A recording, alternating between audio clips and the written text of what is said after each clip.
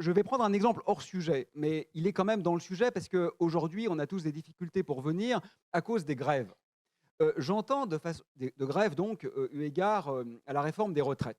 Ce que je voudrais montrer avec cet exemple, c'est notre absence de questionnement. Vous voyez, l'argument des gens sérieux, vraisemblablement beaucoup de professeurs de cette école. En gros, c'est que, bah, on ne pourra bientôt plus payer les retraites. Donc, puisque certains ont déjà des pensions faibles, si on ne veut pas que ces pauvres gens aient encore moins, et là on pleure un peu, alors il faut bien travailler davantage. C'est factuel. Que vous soyez de gauche ou de droite, c'est un fait économique incontestable. En réalité, derrière cette assertion, il y a une idéologie extrêmement profonde qui est masquée et qui n'est pas interrogée. Pour au moins trois raisons, je vais être très bref. La première raison, c'est que c'est sous hypothèse d'une absence radicale de redistribution. Parce qu'évidemment, avec un peu de partage, il n'y a aucun problème pour baisser l'enveloppe globale, tout en s'assurant que les plus démunis ne voient pas leur niveau de retraite baisser. Mais le mot partage, c'est stalinien. Il ne faut même pas l'envisager, c'est impossible. Mais quand on y réfléchit, ça, c'est pas seulement capitaliste en fait. C'est capitaliste à la puissance 10.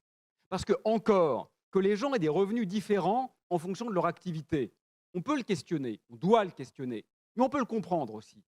Mais là, ce qu'on dit, c'est que les gens auront des revenus différents pour la même activité, à savoir ne rien faire. Donc le repos des riches vaut beaucoup plus que le repos des pauvres. C'est quand même ça qu'on entérine en ce moment. Deuxièmement, comme l'a rappelé Jean Covici ici même, on a tous environ 500 esclaves qui travaillent pour nous en ce moment, du point de vue énergétique. On a construit ces machines pour nous libérer des tâches désagréables. Et avec 500 esclaves, on n'est pas foutu de ne pas travailler plus. On a quand même un peu raté quelque chose.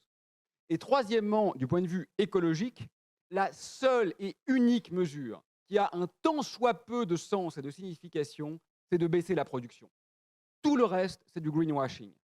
Oui, mais travailler plus, c'est pour produire plus. Donc on vient de prendre la mesure la plus drastiquement anti-écologique possible, à savoir augmenter encore la production et donc le suicide collectif.